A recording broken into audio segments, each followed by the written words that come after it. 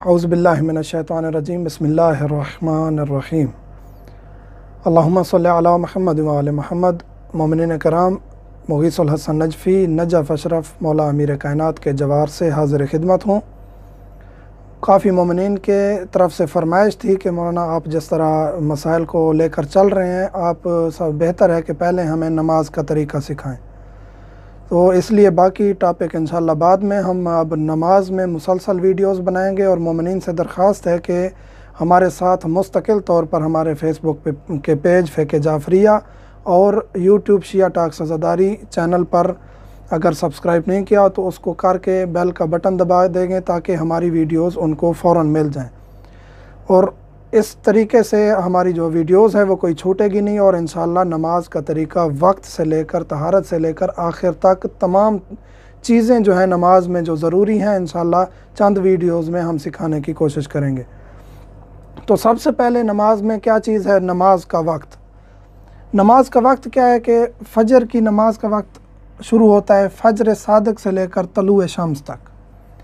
फ़जर सादिक क्या है? फ़जर सादिक ये है कि रात के बाद, आधी रात के बाद अचानक एक रोशनी होती है और वो रोशनी थोड़ी देर बाद ख़त्म हो जाती है। उसको उलमा और ये जो हैं सितारे देखने वाले उसको फ़जर काज़िब कहते हैं, यानी झूठी सुबह, जो ऐसे विश्वास पैदा कर दे कि सुबह हो गई है लेकिन वो सुबह नहीं होती, वो रोशनी थोड़ी देर बाद ख़त्म हो जाती है। उसके बाद एक और रोशनी जो नमूदार होती है वो होती है फ़जर सादिक और वो सुबह की नमाज का वक्त है। तो ये जो लोग मुसलसल आसमानों को देखकर या सितारों को देखकर नमाज़ें पढ़ते थे या अपने अमाल या अपने औकात जानते थे, उनको तो ये चीज़ें बेहतर है। वैसे आजकल कैलेंडर भी आ चुके हैं और टाइमिंग्स हर किसी को मालूम होती हैं नमाज की। फ़जर सादिक से लेकर तलुए शम्स तक, जूँ ही तलुए शम्स की रोशनी फैलेगी, बेशक सूरज नज़र ना आए, जूँ ही उसकी रोशनी फैलेगी उस वक्त फ़जर की नमाज का वक्त ख़त्म हो चुका होगा। ज़ोहर और असर का वक्त, यही हम अर्ज़ कर चुके हैं कि हम दो नमाज़ें इकट्ठी तो पढ़ते हैं, लेकिन ये नहीं है कि दोनों का टाइम एक है। मसलन कि अब ज़िवाल का वक्त हुआ है तो अब हम असर पढ़ लें और ज़ोहर बाद में पढ़ लें, ये ऐसा नहीं है। ज़ोहर का एक ख़ास वक्त है, इसी तरह असर का भी एक ख़ास वक्त है। दोनों का वैसे वक्त एक ख़ास है, हम आगे ज़िक्र करेंगे। उसके अलावा दोनों का मुश्तरक वक्त है ज़िवाल से लेकर मगरिब तक, सूरज के गरूब होने तक। ज़ोहर और असर का वक्त ज़िवाल से लेकर सूरज के गरूब होने तक। अब ये ज़िवाल क्या है? ज़िवाल ये है कि हमने एक लकड़ी, एक कोई भी चीज़ जो सीधी हो उसको हम सूरज की रोशनी में ठहरा दें। जब मशरक़ से सूरज तलू होगा तो उसका साया उस तरफ जाएगा।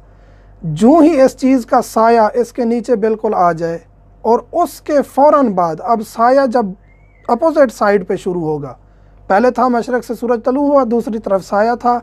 अब जब सूरज इस तरफ पलटेगा और साया इस तरफ शुरू होगा, अपोजिट तलू होने के बाद अब गरूब की तरफ जब सूरज जाएगा और साया अपोजिट जूँ ही शुरू होगा, ये ज़िवाल का वक्त है।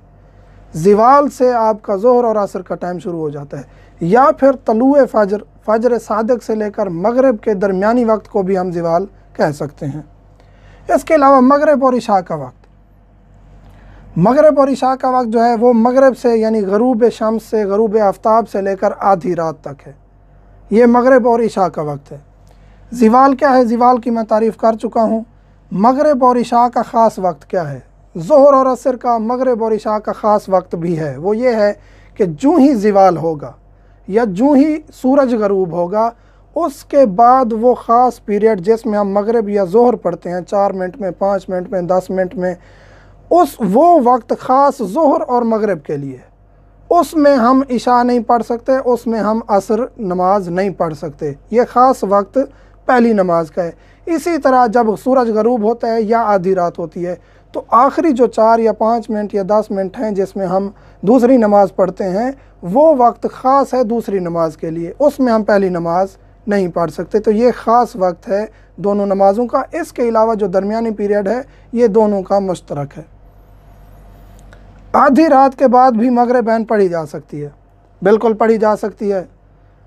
अगर आप भूल गए हैं, नींद आ गई है, सो गए हैं, आधी रात गुजर गई है, तो उस जूँ ही आप उठेंगे फ़जर से पहले आप मगरिब और इशा दोनों को अदा की नीयत से भी पढ़ सकते हैं। अगर आप सो गए हैं, आपको पता नहीं चला, भूल गए हैं नमाज़ पढ़ना, जहन में नहीं आया नमाज़ पढ़ी या नहीं पढ़ी, और आपकी तवज्जो हुई है, मुतवज्जे हुए हैं आधी रात के बाद, तो आप पढ़ सकते हैं अदा की नीयत से। हाँ, एक शख्स जानबूझकर डिले करता रहे नमाज को, अभी पढ़ता हूँ और पता नहीं चला और नमाज का वक्त गुजर गया, यानी आधी रात हो गई, तो अब वो अदा और कज़ा की नीयत के बग़ैर पढ़ेगा। इस नीयत से पढ़ेगा कि जो मेरे ऊपर ज़िम्मे है मैं उसको अदा करता हूँ, उसको पढ़ता हूँ, अदा और कज़ा की नीयत के बग़ैर मैं उसको पढ़ रहा हूँ जो मेरे ज़िम्मे है, और कुर्बतन इल्लल्लाह कह के वो दोनों नमाज़ें पढ़ेगा। ये थे औकात नमाज़ों के। इसके बाद इंशाअल्लाह सिलसिलावार हम चलेंगे, नमाज की पूरी बहस तफसीली तौर पर मोमिनीन को सिखाएँगे। वल्हम्दुलिल्लाहि रब्बिल आलमीन।